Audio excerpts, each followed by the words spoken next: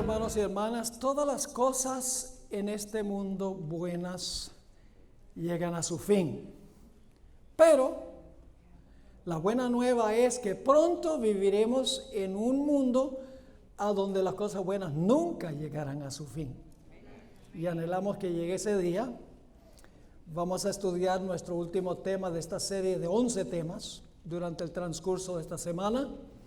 El título es: si sufrimos con Él, reinaremos con Él. Pero antes queremos pedir que Dios nos abra las mentes y los corazones para recibir el mensaje que tiene para nosotros. Así que les invito con reverencia a inclinar sus rostros y vamos a elevar una oración a Dios. Nuestro Padre y nuestro Dios, qué grato privilegio es poder llamarte Padre, el Padre ejemplar, el Padre perfecto. Te damos gracias, Padre, porque tú derramas sobre nosotros tantas bendiciones. Te damos gracias por tu santo día, te damos gracias por el privilegio de estar con libertad en tu santo templo. Te damos gracias por tu santa palabra. Y ahora que nos proponemos abrirla, ayúdanos, Señor, a manejarla con reverencia. Ayúdanos a escuchar tu voz, a recibir tu mensaje y a vivir en armonía con lo que tú nos enseñes. Te damos gracias por el privilegio de la oración y por la promesa de tu presencia. Y reclamamos esa promesa en el nombre de Jesús. Amén. Por favor, busquen en sus Biblias el Evangelio según San Mateo, el capítulo 16, a donde comenzaremos nuestro estudio en este último tema de esta serie. Ahora, permítame darles un poquito de trasfondo histórico, un poco de contexto, para que podamos entender qué es lo que está ocurriendo en el capítulo 16. El Señor Jesucristo se había movido hacia el norte de Israel. Es más, había salido de la frontera de Galilea a tierra gentil. Había ministrado en Sidón y en Tiro, que quedan a donde hoy es el Líbano. Y después de ministrar brevemente allá, el Señor Jesucristo emprendió su viaje hacia el sur, su último viaje a Jerusalén, donde 6 meses más tarde iba a sufrir y a morir. Pero antes de continuar su viaje a Jerusalén, el Señor Jesucristo paró en una ciudad que se llama Cesarea de Filipos. Es una ciudad con una vegetación lujuriosa. Queda al pie del majestuoso monte Hermón, que en ciertas épocas del año está cubierto de nieve su cima. Allí se originan las aguas del río Jordán. Era una ciudad muy alborotada, una ciudad muy libertina. Jesús paró allí con sus discípulos porque Jesús quería hacerles una pregunta de trascendental importancia. Pero antes de hacerles la pregunta más importante, el Señor Jesucristo les hizo una pregunta como para romper el hielo, para suavizar el ambiente. Y esa pregunta la hallamos en Mateo 16 y el versículo 13. Jesús le preguntó a sus discípulos: ¿quién dicen los hombres que es el Hijo del Hombre? Le dice a sus discípulos: por ahí ustedes están escuchando los rumores que hay. ¿Quién están diciendo las personas que soy yo? Bueno, probablemente fue Pedro el que habló, aunque dice que los discípulos contestaron la pregunta de Jesús. En el versículo 14 hallamos la respuesta de los discípulos.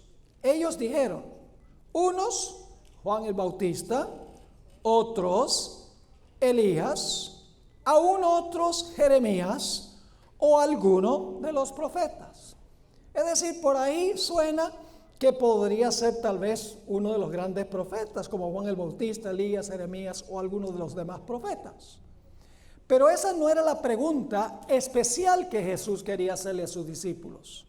En realidad, la pregunta más importante fue la segunda que les hizo a sus discípulos. Se encuentra en el versículo 15. Él les dijo: ¿y vosotros quién decís que soy yo? No me interesa lo que están diciendo por allí. Yo quiero saber lo que ustedes piensan en cuanto a mi identidad. ¿Quién creen ustedes que soy yo? Bueno, Pedro tenía una pronta respuesta. Pedro tenía una característica muy interesante. Era muy celoso, pero muchas veces ponía la lengua en cuarta antes de poner el cerebro en primera. Así que Pedro hizo una confesión. Se encuentra en el versículo 16. Respondiendo Simón Pedro dijo: tú eres el Cristo, el Hijo del Dios viviente. En realidad Pedro no entendió lo que estaba diciendo. Esta gran verdad de que Jesús era el Hijo del Dios viviente, el Cristo, la palabra Cristo significa Mesías, es la palabra griega que equivale a Mesías en hebreo. Es decir, Pedro estaba diciendo: tú eres el Mesías, el Hijo del Dios viviente. Pero Pedro no entendía lo que estaba diciendo. En realidad, esta no fue una intuición momentánea o un pensamiento repentino en la mente de Pedro. En realidad, esta gran verdad en cuanto a la identidad de Jesús le fue revelada directamente por el Espíritu Santo. Eso es lo que encontramos en el versículo 17. Dice allí: entonces le respondió Jesús a Pedro: bienaventurado eres, Simón, hijo de Jonás, porque no te lo reveló carne ni sangre. Carne ni sangre significa los seres humanos, ¿verdad? No te lo reveló carne ni sangre, sino mi Padre que está en los cielos. Pedro no entendía lo que estaba diciendo, porque en el concepto de Pedro, el Mesías iba a ser un Mesías político. Iba a destruir a los odiados romanos, iba a colocar su trono en el centro de Jerusalén e iba a colocar a la nación de Israel en el ápice de la civilización. Ese era el concepto que tenía Pedro del Mesías.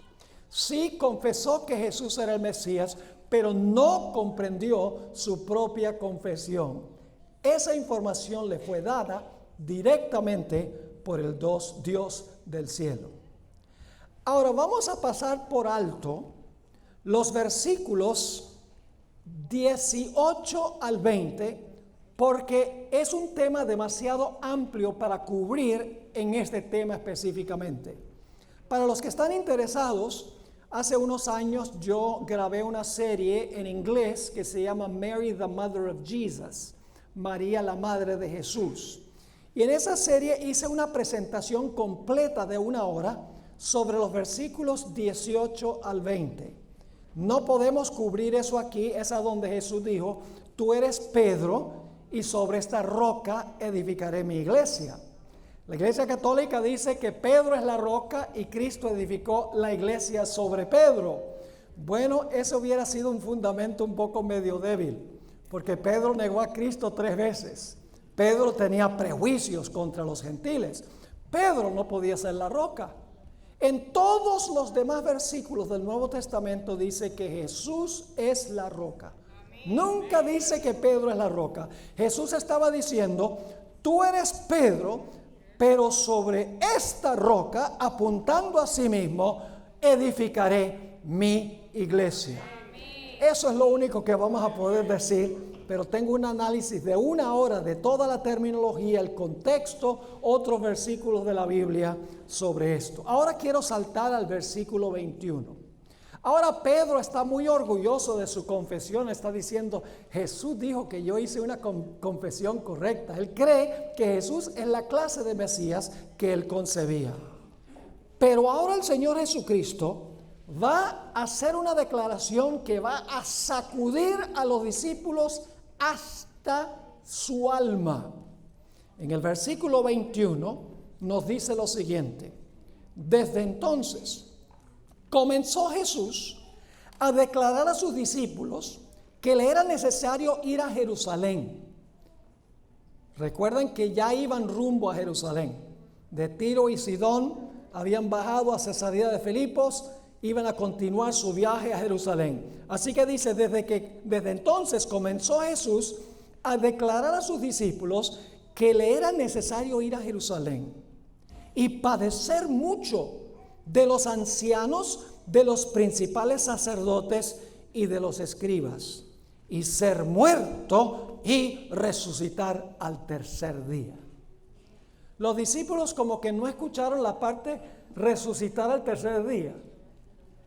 El pensamiento se les suspendió cuando Jesús dijo, tengo que ir a padecer y a morir. Ahí pararon de procesar la información que entró a su cerebro. Y Pedro, claro, como él no entendía qué clase de Mesías era Jesús, él está pensando, Mesías no muere, Mesías reina. ¿Cómo es que esto que los líderes espirituales son los que van a hacer sufrir a Jesús y lo van a crucificar? ¿Va a morir Jesús a manos de ellos? Eso no puede ser. Así que en el versículo 22, el apóstol Pedro reprende a Jesús. Afortunadamente lo hizo en privado. Digo, yo voy a hablar en privado con Jesús, pues no quiero hacerle pasar una vergüenza en frente de todos los discípulos. Dice allí, en el versículo 22, entonces Pedro, tomándolo aparte, comenzó a reconvenirle, diciendo, Señor, ten misericordia de ti, en ninguna manera esto te acontezca. ¿Entendía qué clase de Mesías era Jesús? No entendía que Jesús era el Mesías sufriente, el que iba a morir para luego entonces después reinar, sufrir y luego reinar. Satanás constantemente procuró distraer a Jesús de la cruz. En múltiples ocasiones, desde que Jesús sufrió la tercera tentación, Satanás le ofreció todos los reinos del mundo a Jesús sin tener que sufrir y morir. Dijo, si te inclinas un momento y me adoras, te lo regalo todo. No tienes que ir a sufrir ni a morir. Repetidas veces durante el ministerio de Jesús, Satanás procuró distraer al Señor Jesucristo del camino de la cruz. Ahora Jesús habló fuertemente unas palabras. No le estaba hablando primordialmente a Pedro, le estaba hablando al que usaba a Pedro de instrumento. El versículo 23 dice, pero él, volviéndose, dijo a Pedro, quítate de delante de mí, Satanás. Wow. Jesús le está diciendo a Pedro Satanás, en realidad le está diciendo Satanás a Satanás, que está usando a Pedro. Así que Jesús dice, quítate de delante de mí, Satanás, me eres tropiezo, porque no pones la mira en las cosas de Dios, sino en las de los hombres. Fíjese qué cambio. Jesús le dijo a Pedro, no te lo reveló un hombre, sino Dios. Y ahora dice, tú no sabes las cosas de Dios, sino las cosas de los hombres. No entendía qué clase de Mesías iba a ser Jesús. Ahora vamos a pasar por alto los versículos 24 al 26 y regresaremos a ellos al final del tema. Pero tengo una razón por la cual no vamos a leer en secuencia el versículo 24, 25 y 26. Regresaremos a esos versículos al final, cuando sustraigamos 3 o 4 lecciones de lo que estamos estudiando. Ahora vamos al versículo 27. Vamos a saltar al versículo 27. Después que Jesús dice que Él va a Jerusalén, va a sufrir y va a morir, los discípulos están apesadumbrados y confundidos. No entienden lo que Jesús ha dicho. ¿Cómo es que el Cristo, el Mesías, Jesús dijo que Él era el Mesías? Le dijo a Pedro, bien dicho Pedro, ¿cómo es posible que Él va a ir a sufrir y a morir? Jesús sabía que ellos estaban desanimados y estaban confundidos y preocupados. Y por lo tanto ahora Jesús les habla palabras de esperanza. Les va a decir, después del sufrimiento viene la gloria. El versículo 27 dice lo siguiente, y este es un comentario enigmático, medio raro. No pareciera que tuviera sentido lo que está diciendo Jesús. Vamos a verlo. Jesús declaró, porque el Hijo del Hombre vendrá en la gloria de su Padre con sus ángeles, y entonces pagará a cada uno conforme a sus obras. ¿De qué venida está hablando Jesús aquí? De su segunda venida, ¿verdad que sí? Dice, porque el Hijo del Hombre vendrá en la gloria de su Padre con sus ángeles, y entonces pagará a cada uno conforme a sus obras. Entonces ellos están diciendo, bueno, dice que va a ir a sufrir y va a morir, pero ahora dice que el Hijo del Hombre va a venir en la gloria de su Padre con los ángeles para pagarle a cada uno según sea su obra. ¿Cómo reconciliamos estas dos ideas? De un Mesías que sufre y muere, y entonces Él dice que lo vamos a ver venir en gloria y en poder. Y luego en el versículo 28, Jesús dijo algo muy sorpresivo. Declaró, de cierto os digo, que hay algunos de los que están aquí. ¿Quiénes eran los que estaban allí? Los 12 apóstoles, ¿verdad? Dice, hay algunos de los que están aquí que no gustarán la muerte hasta que hayan visto al Hijo del Hombre viniendo en su reino. Lo interesante es que todos esos 12 discípulos están muertos y Cristo no ha venido en su reino. ¿Qué quiso decir Jesús cuando declaró que había algunos de los 12, no todos, algunos de los 12 que no iban a morir hasta que vieran a Jesús viniendo en su reino, como había dicho en el versículo 27? ¿Cómo entendemos eso?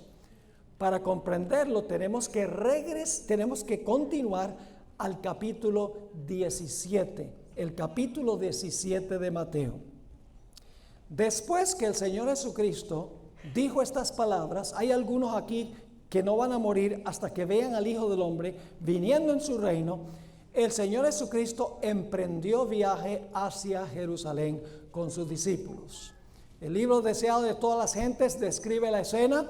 Jesús está caminando adelante como el rabino de costumbre. Los discípulos están caminando unos pasos atrás, tienen la cabeza para abajo, están desanimados, están confundidos, no entienden cómo Jesús dice voy a sufrir y voy a morir. Y luego hay algunos aquí que no van a morir hasta que vean al Hijo del Hombre venir en su reino. ¿Cómo reconciliamos esas dos ideas? Están apesadumbrados y preocupados. Jesús sabía que necesitaban una palabra de ánimo. Y por lo tanto ahora Jesús va a llevar a 3 de sus discípulos a la cima de un alto monte. Probablemente ese alto monte queda en el suroeste del mar de Galilea, el monte Tabor. Es un monte que tiene 1843 pies de altura. Es el monte más alto en Israel, en realidad, porque el monte Hermón está fuera de las fronteras de Israel.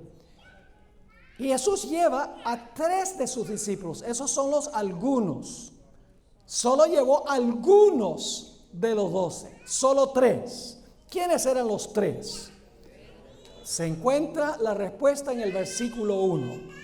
6 días después, Jesús tomó a Pedro, a Jacobo y a Juan, su hermano, y los llevó aparte a un monte alto. Ahora quiero compartir con ustedes un punto muy importante, y es que los evangelios sinópticos, que son Mateo, Marcos y Lucas, solo en un lugar de los 3 evangelios sinópticos se menciona específicamente un lapso de tiempo entre un evento y otro. Se menciona 6 días entre Cesarea de Filipos y cuando Jesús lleva a los discípulos, a 3 de sus discípulos, a un alto monte. Eso significa que los dos eventos están conectados. Los dos eventos están relacionados uno con el otro, porque hay en Cesarea de Filipos, dice 6 días después, ahora Jesús sube con 3 de sus discípulos a la cima del monte. Ahora, ¿por qué razón es que Jesús llevó a esos 3? La razón es muy sencilla. Cuando Jesús sufrió en el huerto de Getsemaní, agonizó, le rogó a su Padre que le quitara la copa de su ira, sudó grandes gotas de sangre, se angustió.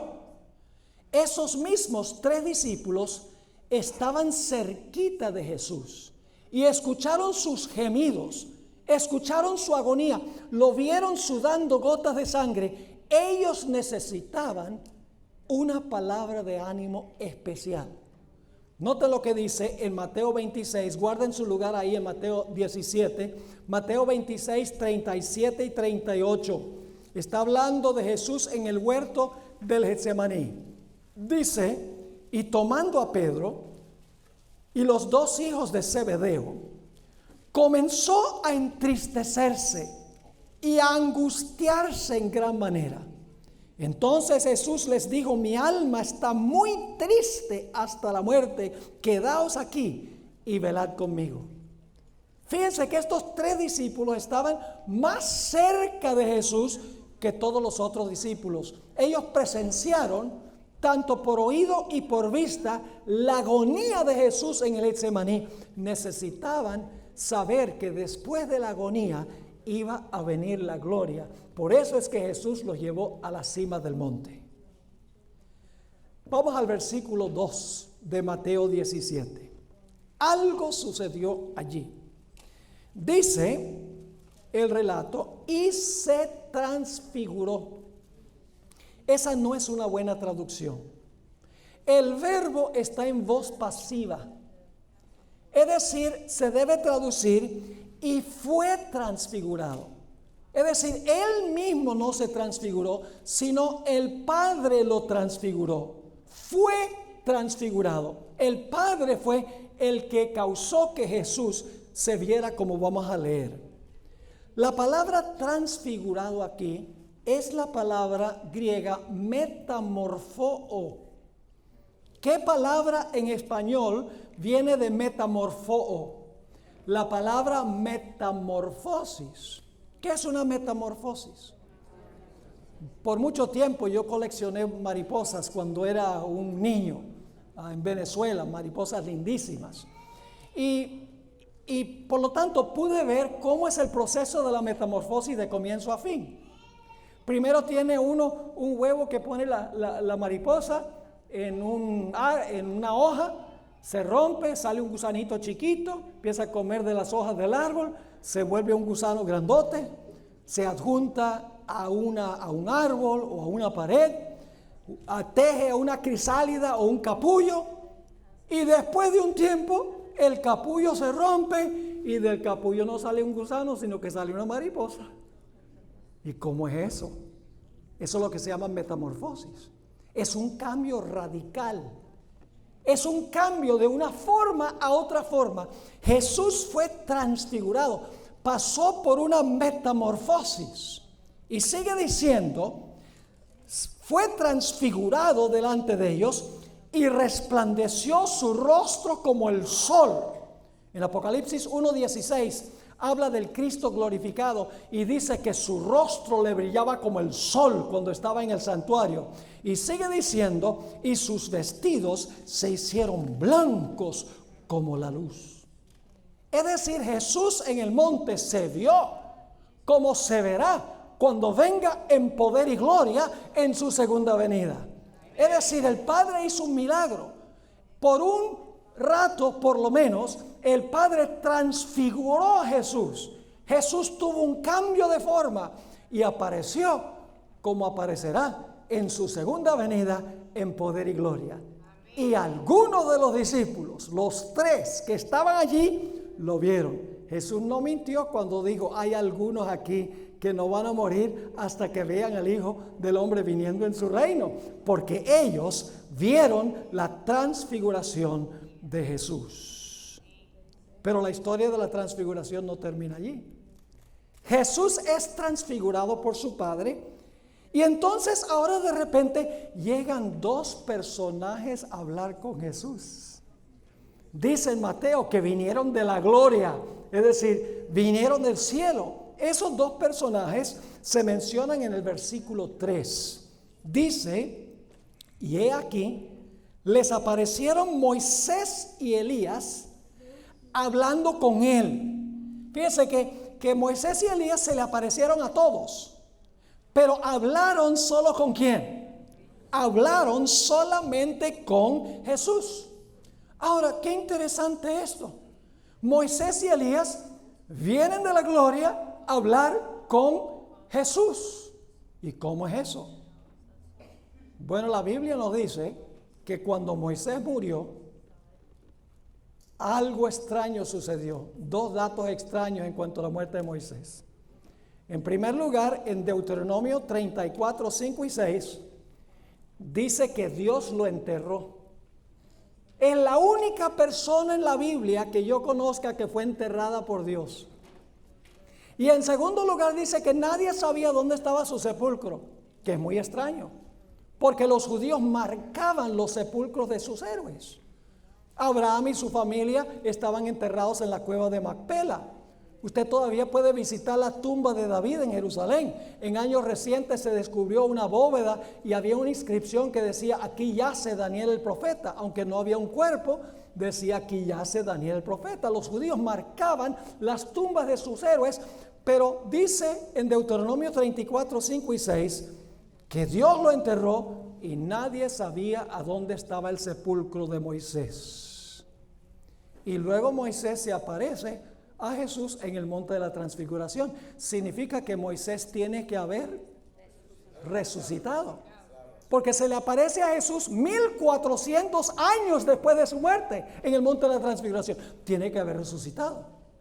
Vamos a Judas 9 y veamos que hubo una batalla en el sepulcro de Moisés cuando el arcángel Miguel vino a resucitarlo. Y ya hemos identificado al arcángel Miguel como ¿quién? Como Cristo Jesús. Dice en en Judas 9 lo siguiente: pero cuando el arcángel Miguel contendía con el diablo, disputando con él por el cuerpo de Moisés. ¿Ustedes creen que Dios pelea por cadáveres? ¿Ustedes creen que Dios estaba peleando por un cadáver muerto? No. ¿Qué había venido a hacer Miguel? El arcángel Miguel había venido a resucitar a Moisés. Y Satanás le dice: tú no puedes llevarte a Moisés. Él fue pecador, golpeó la roca 2 veces. Y al arcángel Miguel, que es Jesús, le dice: sí, no te niego que Moisés haya golpeado la roca 2 veces y pecara, pero Moisés se arrepintió de su pecado y lo confesó. Y aceptó mi muerte en la cruz. Y Satanás le dice: pero tú no has muerto todavía en la cruz. Tú no has pagado por el pecado de Moisés. Y Jesús dice: sí, pero en el futuro lo voy a pagar. Esa fue la discusión. Y el arcángel Miguel resucitó a Moisés. Y Moisés fue trasladado al cielo. Pero dice que también se apareció Elías. ¿Cómo es que se apareció Elías? En Segunda de Reyes, el capítulo 2 y el versículo 11 y 12. Segunda de Reyes, el capítulo 2 y el versículo 11 y 12. Encontramos claramente lo que sucedió con Elías cuando el profeta Elías terminó su carrera en este mundo. Dice allí: y aconteció que yendo ellos y hablando, he aquí un carro de fuego con caballos de fuego apartó a los dos, a Elías y Eliseo. Y Elías subió al cielo en un torbellino. Viéndolo Eliseo, clamaba: Padre mío, carro de Israel y su gente de a caballo. Y nunca más le vio. Y tomando sus vestidos, los rompió en 2 partes. Es decir, Moisés fue trasladado al cielo de entre los vivos. Nunca murió. Moisés murió y luego fue trasladado al cielo. Y esos dos se aparecieron a Jesús. En realidad, en el monte tenemos un reino en miniatura, porque Moisés representa, vamos a ver en unos momentos, aquellos que mueren y resucitan para ir al cielo. Y Elías representa aquellos que quedan y están vivos a la segunda venida, que serán trasladados al cielo de entre los vivos. Ahora necesitamos hacernos la pregunta: ¿sobre qué hablaron Moisés y Elías con Jesús? En Mateo no lo dice, pero en Lucas sí. Los 3 evangelios relatan la transfiguración, así que tenemos que comparar lo que dicen los 3 evangelios. En el Evangelio según San Lucas, el capítulo 9 y el versículo 30 y 31, hallamos el tópico de conversación que tuvieron Moisés y Elías con Jesús. Dice allí en Lucas 9, 30 y 31, he aquí 2 varones que hablaban con él, los cuales eran Moisés y Elías, a quienes aparecieron rodeados de gloria, y hablaron de su partida que Jesús iba a cumplir en Jerusalén. ¿De qué hablaron? De la partida de Jesús, que Jesús iba a hacer ¿dónde? En Jerusalén. ¿Qué iba a hacer Jesús en Jerusalén según dice el relato?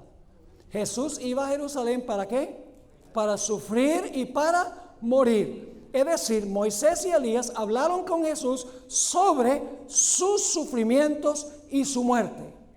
Ahora, hay algo muy interesante, y es el significado de la palabra partida.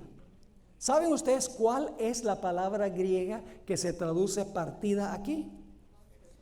Es la palabra éxodos. ¿Qué palabra en español viene de éxodos?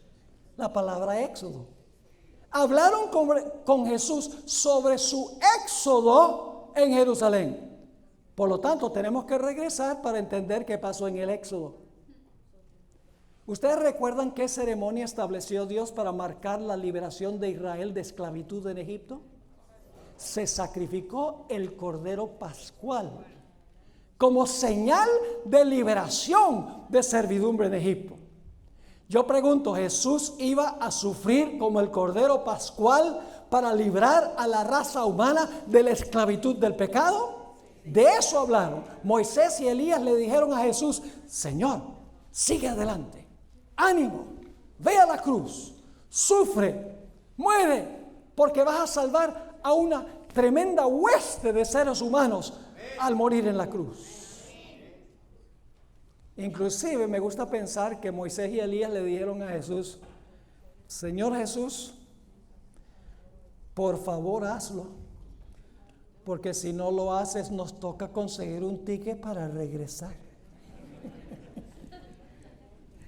Porque estaban en el cielo a base de la promesa de que Jesús muriera como el cordero pascual para librarlos del pecado, para que pudieran legalmente estar en el cielo.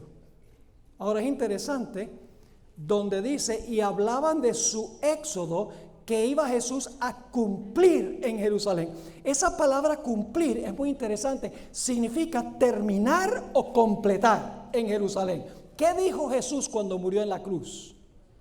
Consumado es. Se terminó, dijo Jesús. Es decir, Jesús estaba aquí hablando con Moisés y Elías sobre su muerte.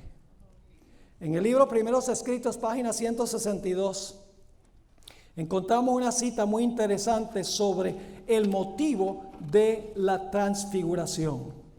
Dice: la fe de los discípulos fue grandemente fortalecida en ocasión de la transfiguración, cuando se les permitió contemplar la gloria de Cristo y oír la voz del cielo atestiguando su carácter divino. Estaban desanimados, porque Jesús había dicho que iba a Jerusalén a sufrir y a morir.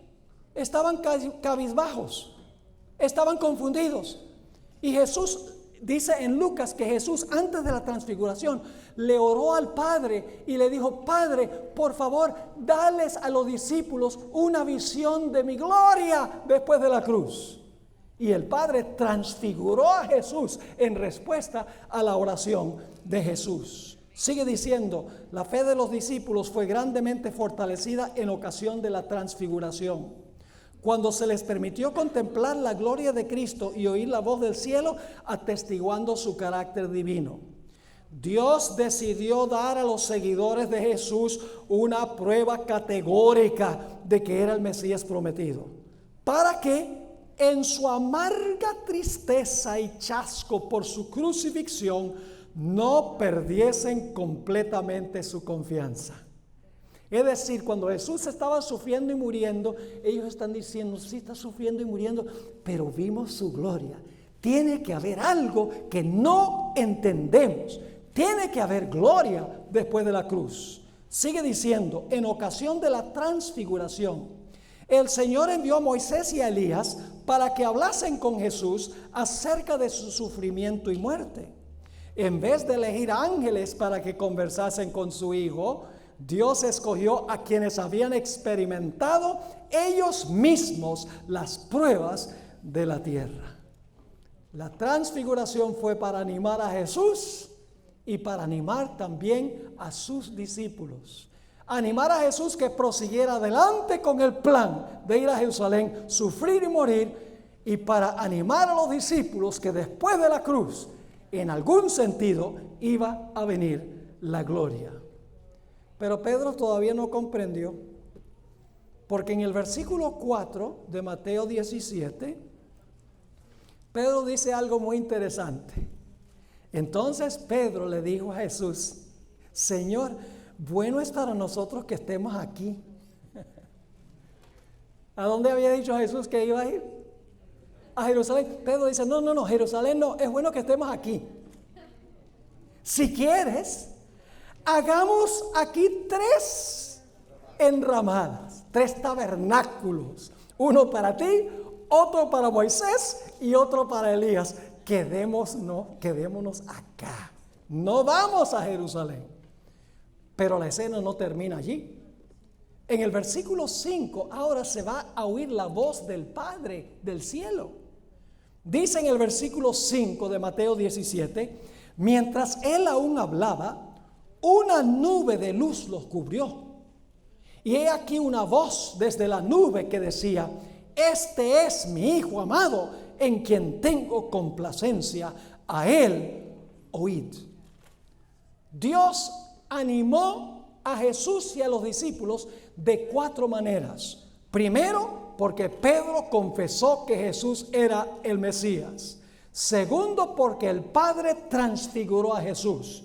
En tercer lugar, porque el Padre mandó a Moisés y Elías para animar a Jesús que fuera a la cruz. Y en cuarto lugar, el propio Padre dejó oír su voz del cielo diciendo, estoy contento con este Hijo mío. Así que ahora, los 3 que subieron con Jesús, indudablemente también le contaron a los otros discípulos, hemos visto la gloria del Señor. Esos 3 quedaron muy animados y el Señor Jesucristo también para proseguir a la cruz. Ahora, de esta historia quiero sustraer 4 lecciones de lo que hemos estudiado.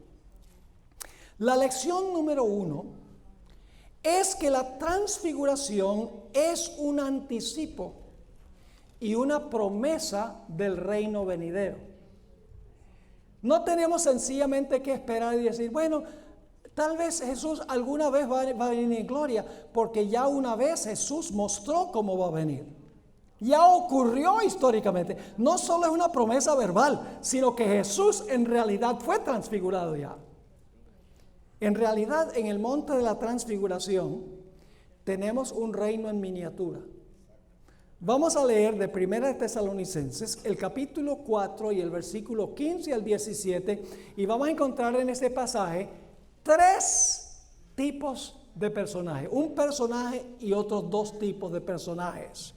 Dice en este pasaje que se lee prácticamente en todo funeral donde yo he asistido, por lo cual os decimos esto en palabra del Señor, que nosotros que vivimos, que habremos quedado hasta la venida del Señor. ¿Quién representaría eso simbólicamente?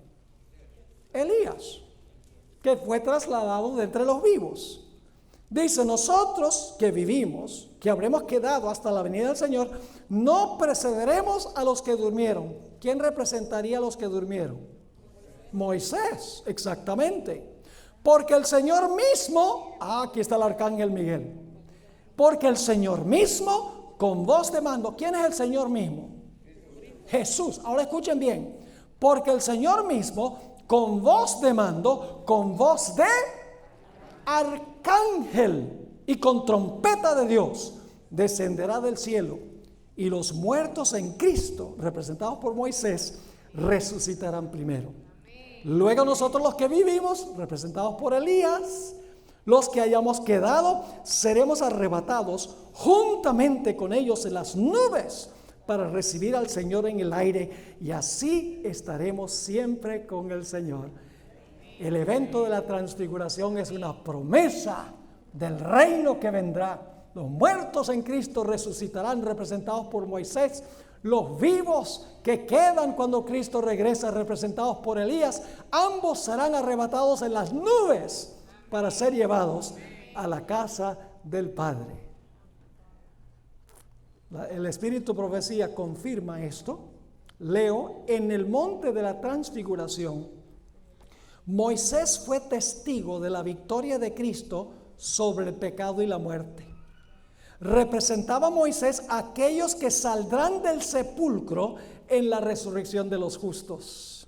Elías, que había sido trasladado al cielo sin ver la muerte, representaba a aquellos que estarán viviendo en la tierra cuando venga Cristo por segunda vez, aquellos que serán transformados en un momento, en un abrir de ojo, a la final trompeta, cuando esto mortal sea vestido de inmortalidad y esto corruptible se vista de incorrupción. Ahí vamos, van dos hasta ahora, Moisés y Elías. Ahora escuchen el tercero, Jesús, que estaba vestido por la luz del cielo, como aparecerá cuando venga la segunda vez sin pecado para salvación, porque vendrá en la gloria de su Padre con los santos ángeles. La promesa que hizo el Salvador a los discípulos quedó cumplida. Sobre el monte, el futuro reino de gloria fue representado en miniatura. Cristo el Rey, Moisés el representante de los santos resucitados y Elías de los que serán trasladados. Así que el evento del monte de la transfiguración es una garantía de que si Dios resucitó a Moisés y trasladó a Elías, ya sucedió. Podemos estar seguros de que va a resucitar a todos los que murieron en Cristo y a los que están vivos cuando Jesús venga. Esa es la primera lección. La segunda lección es que no habrá un rapto de la iglesia. Muchas iglesias enseñan la idea de que va a haber un rapto antes que Cristo venga. Es decir, Cristo va a venir 7 años antes de su venida gloriosa. Jesús va a venir y se va a llevar a los fieles muertos y se va a llevar a los que están vivos, que están en Él, y se los va a llevar al cielo por 7 años. Después de los 7 años, Jesús va a regresar en su gloriosa venida para establecer su reino milenial aquí sobre la tierra. ¿Saben por qué es que ellos enseñan esta idea? Porque están equivocados en cuanto al milenio. Jesús hizo 2 promesas. Bueno, hizo muchas, pero en lo que estamos hablando hizo 2 promesas. Uno, Jesús prometió llevar a sus hijos a la casa de su Padre. ¿Sí o no? Sí. En la casa de mi Padre muchas moradas hay. Jesús estaba diciendo, yo voy a llevar a mis hijos fieles a la casa del Padre en el cielo. Pero Jesús también dio otra promesa, los santos tomarán la tierra, o los mansos tomarán la tierra por heredad. Es decir, Jesús prometió llevarlos al cielo y también les prometió heredar la tierra. ¿Cómo Jesús puede cumplir ambas promesas? Los que creen en el rapto dicen solo hay 2 maneras. Y es si Jesús viene 7 años antes de su venida gloriosa, se lleva a sus fieles al cielo, así cumple su primera promesa de llevar a los fieles a la casa del Padre. Luego 7 años más tarde viene en su venida gloriosa, establece su reino aquí y los mansos tomarán la tierra por heredad. Pero hay otra manera bíblica de explicarlo. Y es que Jesús viene en su segunda venida gloriosa, en poder y gloria, y luego lleva a los hijos suyos al cielo por 1000 años. Y después de los 1000 años, el Señor Jesucristo regresa a este mundo, hace un cielo nuevo y una tierra nueva, y los mansos toman la tierra por heredad. Esa es la interpretación correcta que da la Biblia. Así cumple Jesús las dos promesas. Lleva a su pueblo al cielo por 1000 años, y después los santos toman la tierra por heredad, cuando el Señor Jesucristo hace cielo nuevo y tierra nueva. No habrá un rapto de la iglesia. Ahora, yo quiero leer un versículo que usan aquellos que creen en un rapto de la iglesia. Un texto que malinterpretan. Primera de Tesalonicenses 4 y el versículo 14.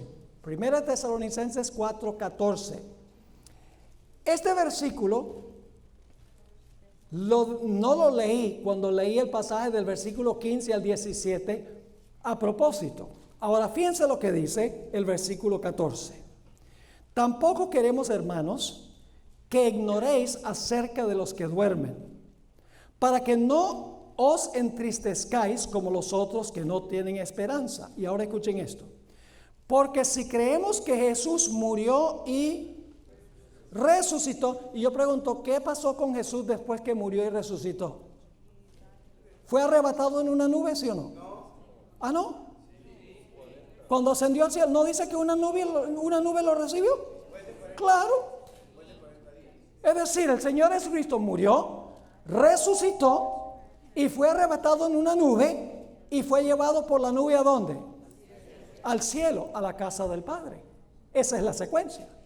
Así que dice, si creemos que Jesús murió y resucitó, y se sobreentiende que después que resucitó, la nube lo recibió, Hechos 1, 9 al 11, y fue llevado a la casa del Padre, dice, así también, igual que con Jesús, así también traerá Dios con Jesús a los que durmieron en él. Entonces la forma como interpretan este versículo es, dice que Dios no puede traer con Jesús a los que durmieron, al menos que se los haya llevado primero. ¿Están entendiendo el argumento? Porque dice, Dios traerá con Jesús del cielo a la tierra a los que durmieron. Pero no cuadra con el contexto. Déjenme explicarles lo que el texto está diciendo. El texto no está diciendo que Dios va a traer a esta tierra con Jesús a los que durmieron, porque los que durmieron están en el sepulcro, no están en el cielo. Lo que está diciendo es que el Padre va a estar en el cielo, porque el Padre no viene en la segunda venida. La sierva de Dios dice que el Padre esperará en las puertas de la ciudad para darnos la bienvenida. Además de eso, en Hechos 3 dice que el Padre enviará a Jesús en su segunda venida. Pero desarrollamos estas tradiciones de que, bueno, viene Cristo, viene el Padre, viene el Espíritu Santo, vienen todos los ángeles, todo el mundo viene. No, eso no es lo que enseña ni la Biblia ni el Espíritu de profecía. ¿Qué quiere decir el texto entonces? Lo que el texto quiere decir es que el Padre va a estar en el cielo y va a traer con Jesús los que murieron al cielo. Dios traerá con Jesús al cielo los que durmieron. ¿Me están entendiendo lo que estoy diciendo? No está el Padre viniendo con Jesús con los que durmieron. Eso es una imposibilidad, porque los que durmieron, ¿dónde están? Están en el sepulcro. Es decir, Dios el Padre, quien está en el cielo, trae con Jesús a los que durmieron. Y si ustedes miran los siguientes versículos, ahí lo dice claramente. Dice, porque Jesús descenderá del cielo, los muertos en Cristo resucitarán. Bueno, si van a resucitar, ¿cómo es que se los va a traer del cielo? ¿Me están entendiendo lo que estoy diciendo? Es una mala interpretación del texto. Esa es la segunda lección. No habrá un rapto de la iglesia. Habrá una sola segunda venida de Cristo en poder y gloria, para llevar a los muertos en Cristo, para llevar a los que quedan vivos a la casa del Padre por 1000 años, para luego traerlos a la tierra, y los mansos tomarán la tierra por heredad. La tercera lección que queremos sustraer es que la promesa de la segunda venida es más confiable que nuestros ojos y nuestros oídos. La gente dice hoy en día, ver es creer. Mucho cuidado con eso, que ver es creer. Más bien, creer es ver. Porque los que creen, ven. Dice que, por ejemplo, dice que Noé, aún no viendo el diluvio, creyó y se salvó. Abraham salió, no sabía dónde iba, pero confió en la palabra de Dios. No vio, pero actuó de acuerdo a lo que Dios le dijo. Vamos a 2 de Pedro 1, 16 al 21, para que ustedes vean aquí que es más segura la promesa de la venida que haber visto y oído la transfiguración. Aquí Pedro está escribiendo muchas décadas después, y dice allí en el versículo 16, porque no os hemos dado a conocer el poder y la venida de nuestro Señor Jesucristo, siguiendo fábulas artificiosas, sino como habiendo visto con nuestros propios ojos su majestad. ¿Qué dice Pedro? Vimos su majestad con nuestros ojos. Versículo 17. Pues cuando él recibió de Dios Padre honra y gloria, le fue enviada desde la magnífica gloria una voz que decía: este es mi Hijo amado, en el cual tengo complacencia. Y nosotros oímos esta voz. Dice, vimos y ¿qué? Y oímos. Oímos esta voz enviada del cielo cuando estábamos con él en el monte santo. Fíjate, está hablando de la transfiguración. Y luego en el versículo 19 dice, tenemos también la palabra profética más segura. ¿Más segura que qué? Tenemos la palabra profética más segura. ¿Más segura que qué según el contexto? Más seguro que lo que usted ve y lo que usted oye. Dice, es más seguro que Jesús viene por lo que dice la palabra profética que por lo que oímos y por lo que vimos. Hermanos y hermanas, si nosotros confiamos en lo que vemos y lo que oímos, vamos a aceptar al falso Cristo. Porque Satanás va a falsificar la segunda venida. Y va a hablar bonito como hablaba Jesús. Y se va a ver como Jesús en el monte de la transfiguración. Léanlo en el conflicto de los siglos. Le va a brillar el rostro como el sol. Va a sanar las enfermedades de los enfermos. La gente va a decir, ha venido el Cristo. Y va a hablar algunas cosas bonitas que habló Jesús. Pero ¿cómo podemos saber que no es Jesús? Podemos saber por lo que este individuo enseña. Primero, está caminando en la tierra y la Biblia dice que en la segunda venida Jesús no va a tocar la tierra. Y en segundo lugar va a enseñar que el domingo es el día de reposo, según el conflicto de los siglos, que no cuadra con la palabra profética más segura. Hermanos y hermanas, la palabra es más confiable que lo que dicen nuestros oídos y nuestros ojos. Es lo que está diciendo el apóstol Pedro. La última lección que quiero sustraer es que no hay corona sin cruz. Y ahora volvemos a los versículos 24 al 26 que les prometí que íbamos a regresar a ellos. Dice, y vamos hasta el versículo 27. Entonces Jesús dijo a sus discípulos, si alguno quiere venir en pos de mí, niéguese a sí mismo y tome su cruz y sígame. ¿Tenemos que seguir los mismos pasos de Jesús? ¿Sufrimiento primero? ¿Sí? Claro, así lo dice. Porque todo el que quiera salvar su vida, la perderá. Y todo el que pierda su vida por causa de mí, la hallará. Porque ¿qué aprovechará al hombre si ganare todo el mundo y perdiere su alma? ¿O qué recompensa dará el hombre por su alma? porque el Hijo del Hombre vendrá en la gloria de su Padre con sus ángeles y entonces pagará a cada uno conforme a sus obras. ¿Se dieron cuenta que primero es la cruz y después es la gloria? Vamos a leer 2 o 3 versículos para terminar. Segunda de Timoteo 2 y el versículo 12. No nos gusta sufrir, hermanos y hermanas, pero déjenme decirles que los sufrimientos, en nuestros sufrimientos, seguimos los pasos del Señor Jesús. Dice ahí en 2 Timoteo 2:12, si sufrimos, también reinaremos con Él. Si le negaremos, Él también nos negará. Así que, ¿qué tenemos que hacer? ¿Qué? Si sufrimos con Él, también reinaremos con Él. ¿El Señor Jesucristo sufrió primero? ¿Sí? ¿Murió? ¿Sí? ¿Y qué vino después? La gloria. Y eso dice, tenemos que pasar por lo mismo, cargar nuestra cruz y luego viene la gloria. Noten 1 de Pedro, el capítulo 4 y el versículo 12 y el versículo 13. Y aquí está escribiendo el apóstol Pedro, el mismo que vio la transfiguración. Y dice lo siguiente: amados, no os sorprendáis del fuego de prueba que os ha sobrevenido, como si alguna cosa extraña os aconteciese. Si no se sorprendan cuando vienen sufrimientos y tribulaciones. Versículo 13. Sino gozaos. ¿Qué dice? ¿Qué debemos cuando sufrimos? Debemos mordernos la lengua y decir, lo aguanto como sea. No.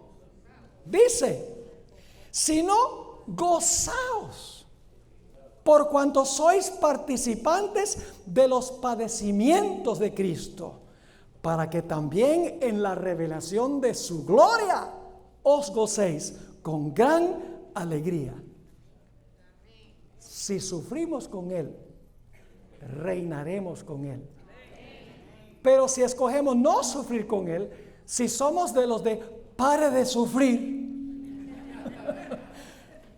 entonces nunca vamos a entrar a la experiencia de Jesús, que es la experiencia del dolor y el sufrimiento, cargar la cruz, etc.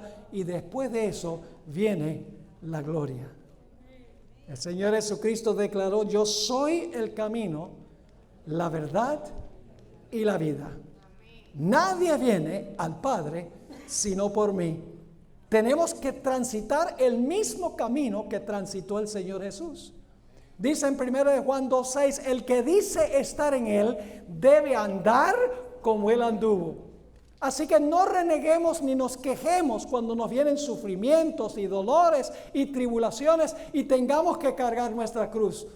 Porque si perseveramos, algún día perteneceremos al reino de gloria, mis hermanos y hermanas. Un reino que nunca terminará. Un reino a donde todo será felicidad, paz, gozo y perfección por los siglos de los siglos. Que esa sea nuestra esperanza.